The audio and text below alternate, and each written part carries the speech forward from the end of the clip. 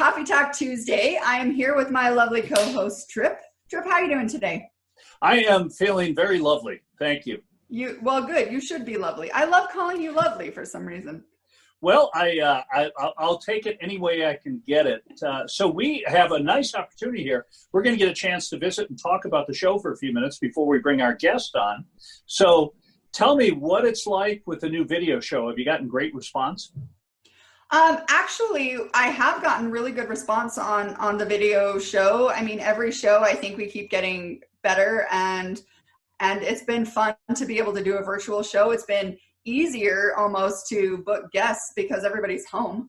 And so they're just,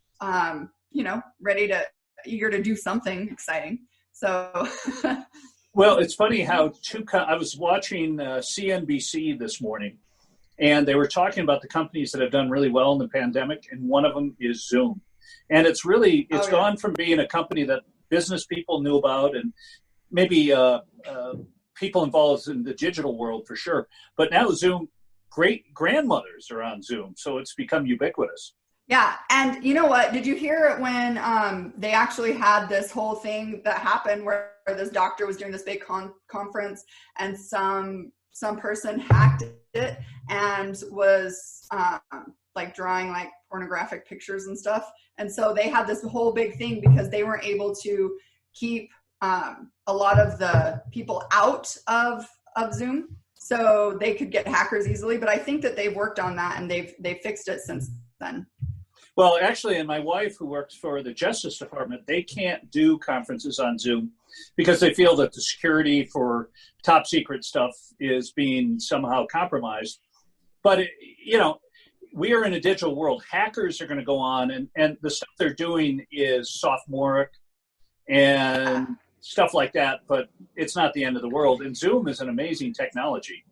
Oh, yeah, absolutely. And you know what I always say that if there is a company that something's always going to happen, there's always going to be failures in a company. And I don't think that it says bad things about the company when they have these kind of failures or holdups.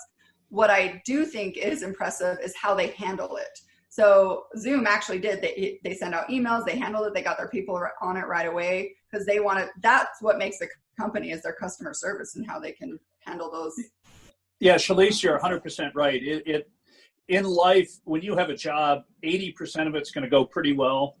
10% is going to be troubling, or maybe a higher percentage. But another 10% is an S show where everything goes wrong.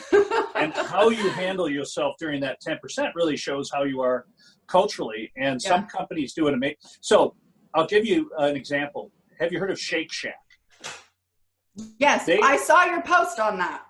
Yeah, I saw that. So Shake Shack is made up by a restaurateur from St. Louis who's a tremendous, wonderful restaurateur, and he opened these gourmet hamburger stands, which are taking off. They do really well. Delicious. And they were able to get $10 million on small business funding, and then they realized that this funding was not designed for them. It really was designed for the mom and pop restaurants, and they returned the money. And what they did there was so brilliant because every profile of Shake Shack till the day the world is done is going to mention how socially conscious they are returning the money. Right. That publicity. But companies doing the right thing is so important because many companies don't. I'll give you an example, Boeing on the 737 MAX. They had an inherent software problem that caused 2 of those jets to crash, but they denied. And when it finally became apparent they had a problem, it was too late to fix it and keep the aircraft in the air. So now that fleet has been grounded, and Boeing has been inexorably hurt by doing the wrong thing. Yeah. Well, and I learned that lesson even on a personal level when I was a manager. I was a manager for IHG, and we did hotel sales and everything. And I learned that, the best thing to do was and I was a manager in customer service as well, be honest and be empathetic with their situation. And once you can do that and take ownership of that, then everything else goes better.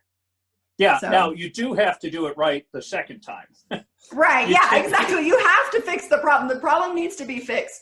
But yeah, yes, you can't keep doing it wrong. And we joke that a production company that I work for in Vegas is we do it right the third time production. So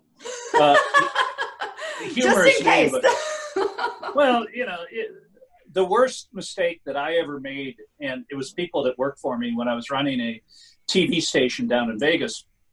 And Nevada Childhood Cancer Foundation, which is an amazing foundation that was headquartered in Las Vegas, and I was lucky enough to do a lot of their videos.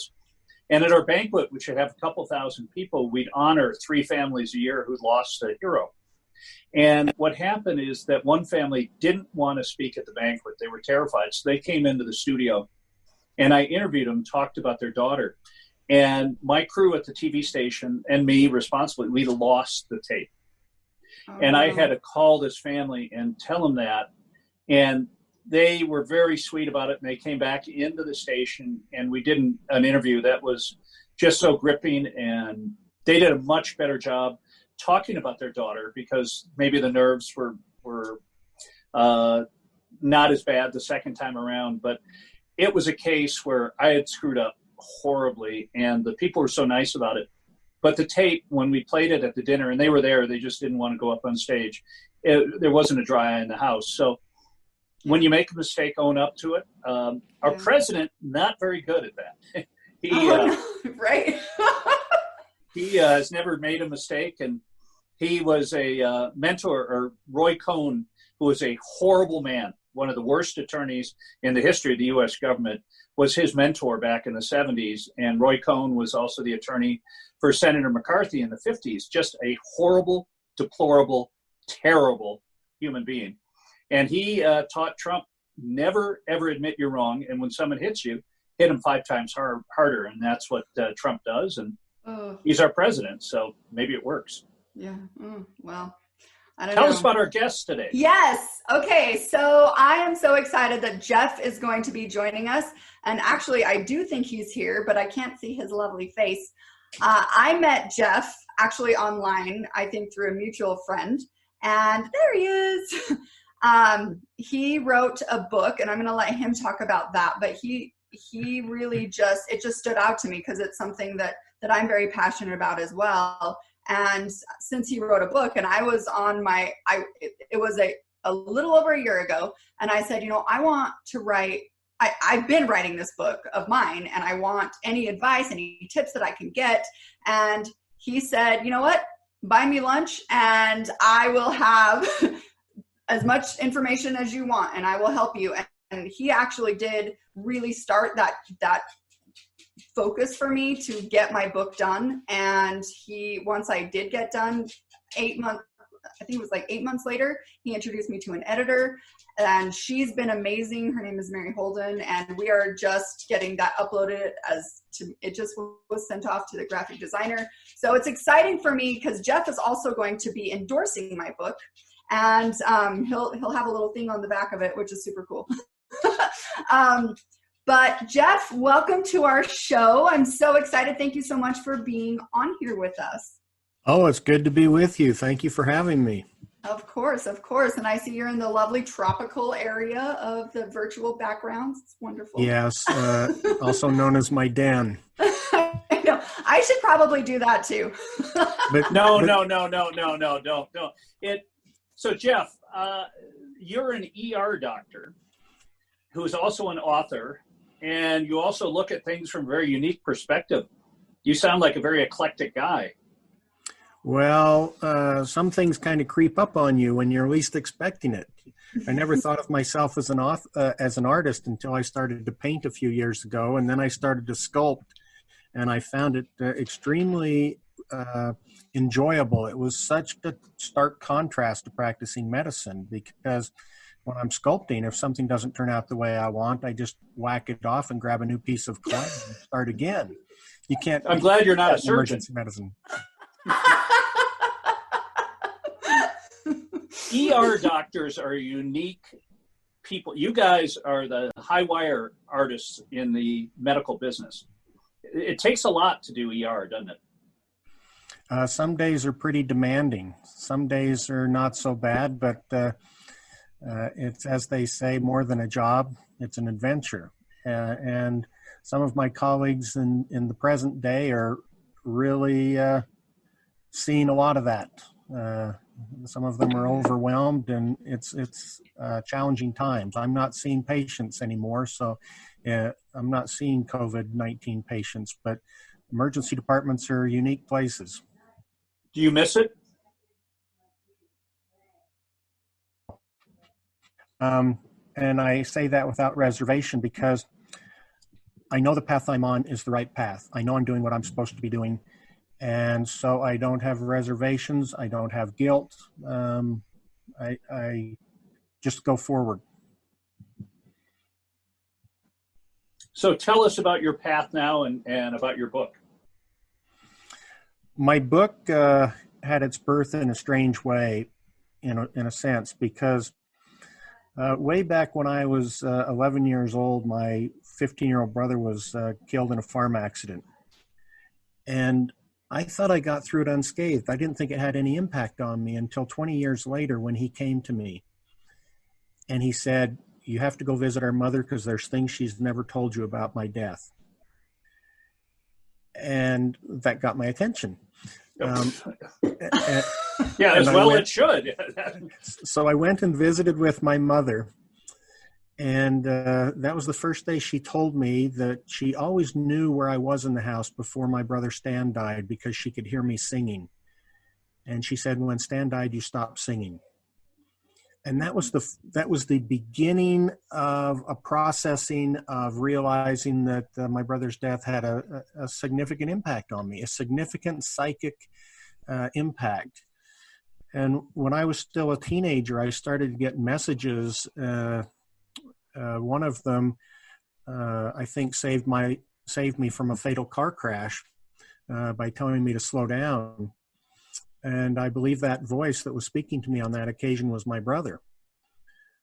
So these things happened over a period of decades, actually, gradually increasing in significance and sometimes hearing, sometimes seeing, until in the emergency department, it just felt normal and natural to me, even to the extent sometimes of seeing souls leave their bodies when they died and communicating with them before they left. And I never talked about it during my career, during my medical career. It wasn't something that felt right to talk about for some reason. But when I stopped seeing patients a few years ago, about 6 months after I stopped seeing patients, I just had this feeling one day that it was okay to talk about it now. And that's when I started to share some of my experiences. And 6 months later, my book was published. So that's how it came about. And it's about some of my spiritual experiences or other worldly experiences, mostly in the emergency department. Do you think that if you'd communicated your feelings on that subject when you were an active member of a team at an ER room, that some of your colleagues would have been concerned or worried about you or thought less of you? I think some of them would have had reservations about it. Some of them might have been accepting of it. And I don't know this because it didn't happen. I'm only viewing it in retrospect and speculating. But I think the reason I felt that it wasn't right to share wasn't so much for my colleagues, it was for the patients. Some people would feel comforted or reassured by a physician that had these kind of experiences, and others would not like it at all. And if I'm working a night shift in the emergency department and there's no other doctor around and I walk into a room and somebody says, "Hey, I saw you on the news. I know who you are. You're that guy that hears things." And they might not have liked that. And I don't think it would have been fair to them. So I think that might have been one reason I was constrained not to speak about it. Yeah. And Sheila, how would you feel if Jeff was your physician and he talked about things that weren't normal and what is normal anymore? But would you have been concerned, Sheila? Well, no, because that is also one of the things that, I actually am a very spiritual person, and having lost my son, a lot of the things that I do, I feel like I'm working with him through the other side. I don't necessarily have the gift of, I don't see things, but I definitely feel them and I get impressions. And so somebody like that to me actually would make it, I would be okay with it because it's not weird for me.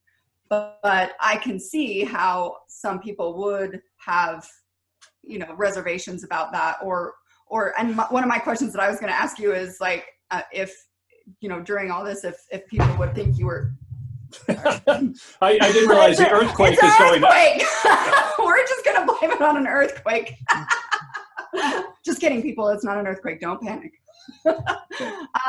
No, but if they were to think you were crazy, or even like your the higher ups or anything like that, I mean, that could be part of the thing that would hold me back from saying that I feel this way, or I see these things, or I interact with souls. I mean, I definitely, I am one of those people who wants to know my audience before I start speaking about stuff like that. And I relate with that very much. I was very closed-mouthed about these things, and I felt that they were sometimes too sacred to talk about. And like you, I wanted to know who I was speaking to before I spoke. I'll give you one example. A guy named Jeff Olsen, and I can use his name now because he shared this publicly. I'm not disclosing anything. Was involved in a car crash 23 years ago, and it was a rollover accident that took the life of his wife and his 14-month-old son and nearly killed him. And he was transported to the trauma center where I was on duty. And when I went into the trauma room where he was unconscious and a bunch of people were providing his care, his recently deceased wife was standing above him in the air, observing what was going on, and she communicated with me. I didn't speak about it at all, and about a month later, a nurse who had similar spiritual kind of experiences and actually shared that experience with me came to me a month later and said, "We have to go tell Jeff what happened." I said, "No, we don't. If you want to go talk to him, go talk to him. I don't need to share my spiritual experiences with any total stranger." But this is what happened. She was very persuasive, and she drugged me to his hospital room. And she did most of the talking and shared what we'd witnessed. And my friend, and he's now my friend, Jeff Olsen, told me, he didn't tell me this for 20 years, but he told me recently, he said, "Yeah, you stood in the corner. You didn't say much. You just kind of stood there and nodded." And I thought, yeah, that sounds like me. That's probably an accurate recollection. But as we shared this experience, this patient, Jeff Olsen, started to cry. And he opened up and explained that he had left his body while it was still trapped in the wreckage of the vehicle, and he had ascended above the scene of the accident and had an encounter with his deceased wife, who said, "You have to go back and raise our son, our other son that lived." And so he'd already had that experience, and he was struggling with it, trying to understand it, trying to know if he could believe it. And when he heard me share my experience with his deceased wife, it resonated with him, and he was able to share his experience with me, and we're still good friends today. Is that a blessing? It's a profound blessing. Don't you do even speaking events and things like that with him now? Yeah, Jeff and I do a lot of speaking engagements together. How is that? Tell me about that. We kind of pitch it back and forth, taking turns sharing the experience. He talks about the crash and some of the things that happened at the scene, and then he's transported to the hospital, and then I chime in and talk about seeing his wife and communicating with her while he was unconscious on the gurney. And then over a period of months during his healing process, we shared a number of spiritual experiences together, and we would get together and have these long conversations about what does it mean? How do we interpret it? What about, how do we reconcile this with some of the things we grew up being taught? And because they didn't always jive. And so we still have those long conversations today, 23 years later. Wow. So when you're doing a speaking engagement with him, what is the takeaway? What do you want people to learn from that, or to get from that? I have a lot of friends in the arena of near-death experiences, shared death experiences, and other spiritually transformative experiences like this. I'm good friends with a lot of national bestsellers who have written on their experiences. And in my experience, the message is almost always the same. You are loved. You are divine. You're enough. Yeah, I can relate to that. In fact, I was getting ready to speak to a large group one time, and I was getting centered. I was trying to find the message that I was supposed to share. And I said, what is it I'm supposed to share? And the message came very clearly, very profoundly. You're enough. You're divine. You're loved. That's what I was told to share. Jeff, I'm having some sort of image now that I'm seeing that behind you. Yeah. Am I having an extra experience here? As we were chatting, I just changed my my virtual background. I am feeling. See how so fancy? This is pretty high tech, I'll tell you. So I went and I delivered that talk to this large group of people, and I asked a friend of mine who's more talented than I am in many ways if she could put it in a graphic for me, and she brought together this little graphic for me.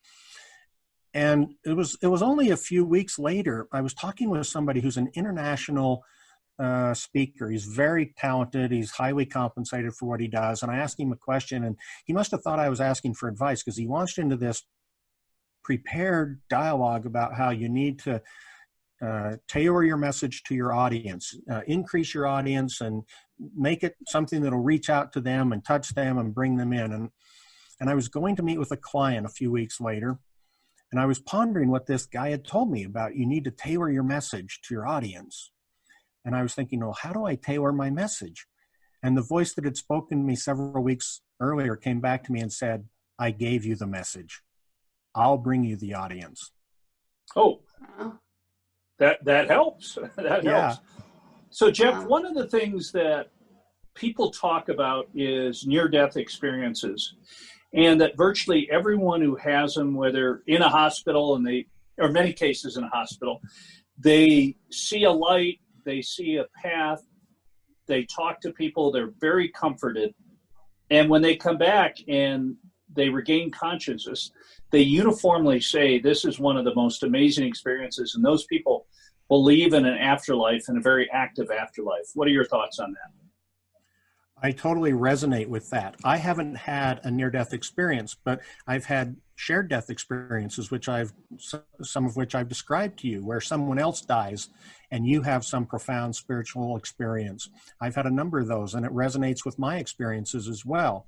And consistently, in my experience and in those of my friends, when they are out of their body, when they are dead, if you will, they feel more alive than at any other time in their life. They feel that they are more in tune with their eternal nature and who they really are than at any other time. And that's why my book, Not Yet, the subtitle is Near Life Experiences and Lessons Learned. I don't like to call them near-death experiences. I use the term because everybody's familiar with it. But in reality, more descriptively, I think they're near-life experiences, nearer to the eternal spiritual life that we are. Well, with that, I think we should take a short break, and when we come back, we'll hear more from you, Jeff. All right, welcome back to Coffee Talk Tuesday. My name is Sheila, and I'm here with Trip. Cheers. And our lovely, now Jeff gets to be the lovely one. I need to use another word, another adjective. There are words for gender specific. I mean, just not, handsome, distinguished. Lovely's great. See, he likes it. You can be lovely today, Jeff.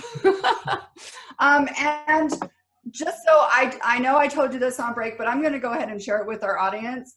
The earthquake that happened was my son, and he spilled coffee all over my seat because my coffee was down there, and now I'm sitting in a coffee butt. So Jeff, that's exciting. Coffee is a euphemism for gin. Straight gin is what she typically drinks during these shows. Not today. Okay. I'm doing the Whole30. I'm on day 8, by the way, of Whole30, and I actually, when this airs, I'll be a whole another week, which will be awesome. But anyway, I can only drink straight black coffee for fun. Well, so I had a friend that said there's 2 things you should never mix: your coffee and your bourbon, unless, of course, you're putting your bourbon in your coffee. In your coffee, yes. And after my Whole30 thing, I'm going to be doing that. Okay, so Jeff, we were talking about in your case, near life experiences, near death experiences. So people who aren't spiritual in the medical community explain that when people have these experiences, that it's a combination of things going off in your mind. And as you can see, I didn't take biology in college, so I'm not sure what those are, endorphins, that sort of thing, that create those experiences. What are your thoughts in regard to that? There are a number of theories. The most common probably is that it's a reaction to an anoxic brain injury, i.e. not enough oxygen to your brain. That's what my other thought was, but yeah. You're smarter, so thanks for saying that. There's been, it's been proposed that they're temporal lobe seizures. Temporal lobe seizures can have very unusual presentations, including hallucinations. Some people have suggested that it's drug effect or psychosis, or it's an endorphin neurotransmitter dump associated with severe trauma. There's been a lot of proposed mechanisms. None of them hold up to great scrutiny when they're looked at with any rigor. My friend Bruce Grayson started the Department of Perceptual Studies at University of Virginia. He's a psychiatrist. He was actually the attending physician when Raymond Moody attended UVA, if you've ever heard of Raymond Moody, who coined the term near-death experience 40 years ago. And Bruce Grayson has looked at all of these things very carefully. None of them really explain people's experiences from a medical standpoint. That's very interesting. So these people that have looked at it very seriously are on your side of the ledger, or it might not be on your side, but they can't come up with a definitive reason why the brain goes to such optimistic, wonderful thoughts. As a matter of fact, Raymond Moody had his PhD before he went to medical school 40 years ago, when he coined that term near-death experiences and wrote his books, started writing his books on near-death experiences.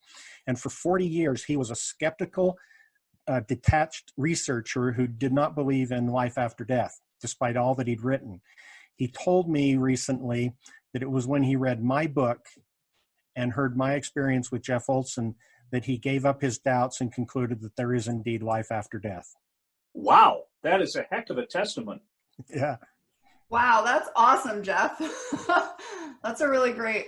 I actually, since I've dealt with a lot of loss and everything as well, and with my story, one of the coolest things that I've experienced with my side of things, with just the afterlife necessarily, or not necessarily a life after death, because he never came back, but one of the coolest things that I love is that a lot of the people that I work with rainy days and things like that, with kids in the hospital, several of them at this point have told me that they feel like they know my son now, and that they felt him specifically, his energy, his spirit around their children when they've been going through things. And it's one way that I love. The reason why I keep going too is because I get to keep him alive in that way, which is super cool. And another really cool thing that has happened is that one of my dearest friends, her son was in the hospital when he was a tiny baby. So we would have no idea about my story or anything like that. And he died on the operating table, but they brought him back. But he has a lot of issues now and things that he deals with, but he's also an amazing child. Now this is my dog.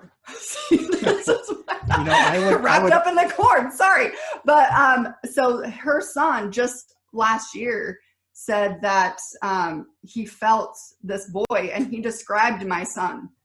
And she called me. They live in California, and she called me and told me about this. And so that's why I can't deny it. Like, just there's things, and for me, it's like, if it's really not true and it is something in the brain that makes all of this stuff up somehow, some way, it's not going to matter anyway. But right now, for me, it's getting me through this life. It's getting me to that point where I'm comforted in knowing that.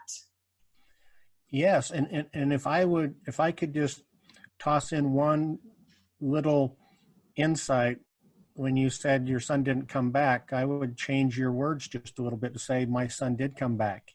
He told me he was okay, and now he's helping me, and he's helping others.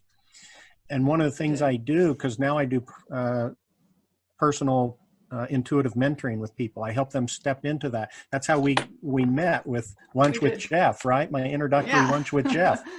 Buy me lunch and I'll give you 2 hours. I was the first one on that, by the way. Yeah. And by the way, Jeff, where did she go and how much did she spend? Let's see what the worth was. We went to the Dodo.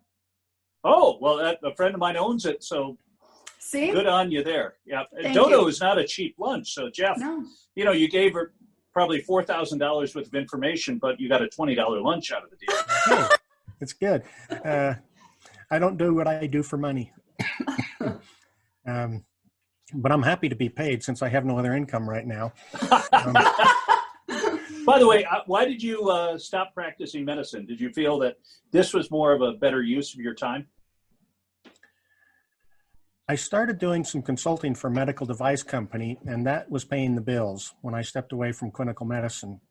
And then I went through this transition and this kind of awakening, if you will, and I was having a series of profound experiences that moved me toward what I'm doing now with the personal mentoring and speaking and things.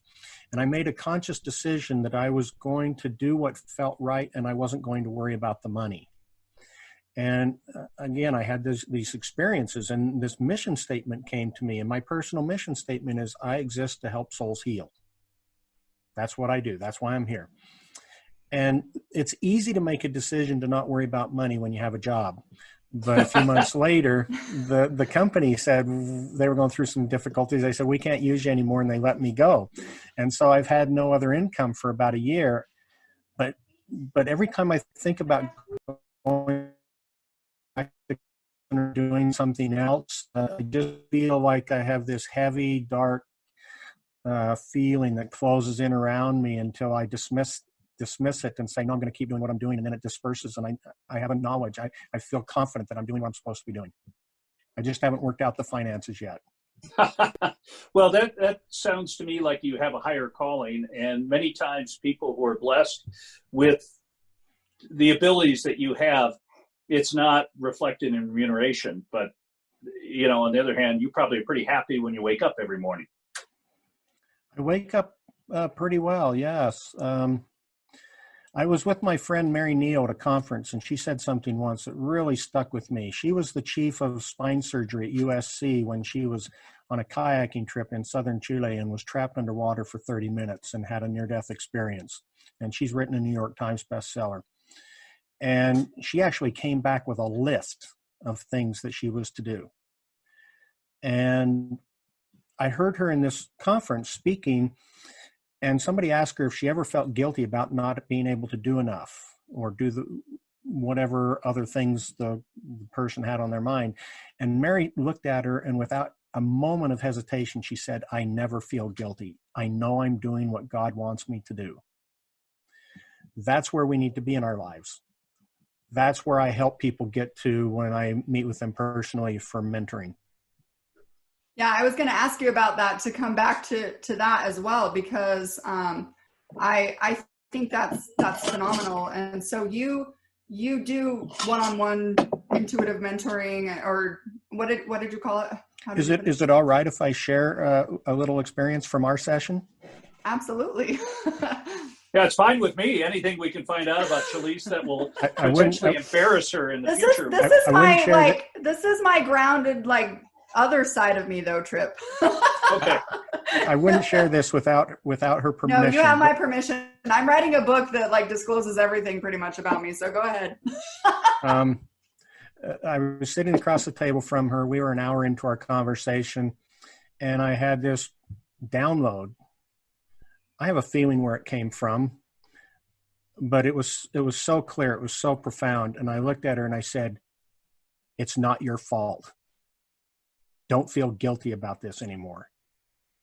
And she started to talk about something else. She started a deflection.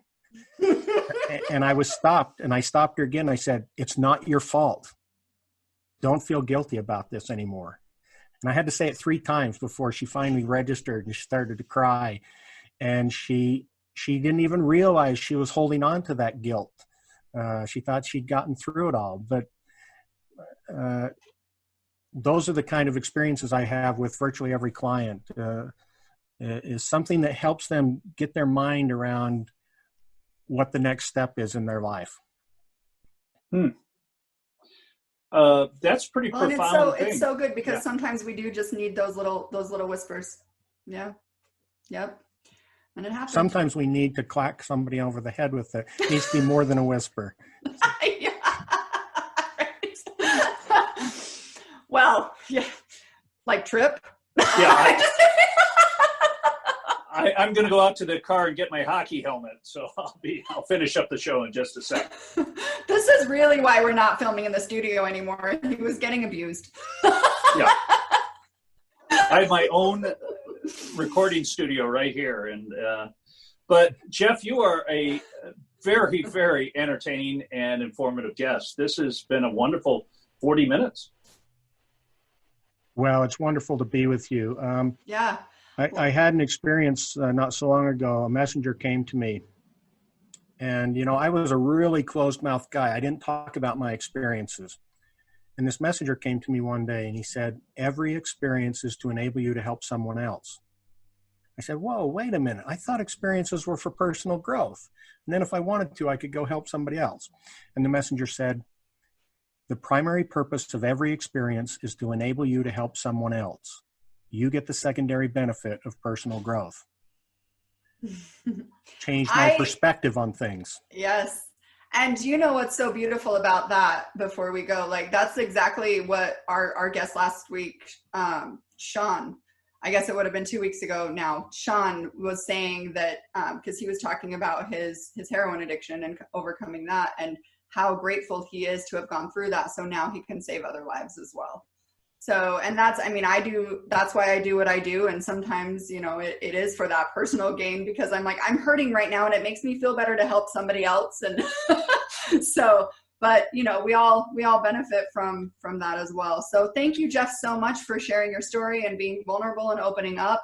And we will have all the information about your book and everything else that you do in our links, in our blogs. And so I just thank you so much. Thank you for having me. It's been an honor. Any last Jeff, words, Trip? thank you. Okay. This has been a great show, Sheila. This is the new me. I am going to be respectful, and you won't even know I'm here. Change does happen. You can teach an old dog new tricks. Okay, maybe it'll happen for 1 week. Hey, just all of our viewers and listeners. Just be cautious, Trip. I notice it's still recording, so be careful what you promise to. Okay. Well, next week our guest is actually a nurse that is working in the ER, or not the ER, but a nurse at the primary children's hospital, and she actually is working in the COVID unit in the Riverton Primary Children's Hospital. Wow. So it'll be really, really nice to have her on to talk about those experiences too, and what's going on behind the scenes. Yeah, and our medical workers are amazing. For Sheila and our guest Jeff, I'm Trip. We will see you next time. Thanks so much. Let people know about the show. We'd love to have more listeners and viewers. We sure enjoy doing it. Take care. Thank you for having me. Bye-bye.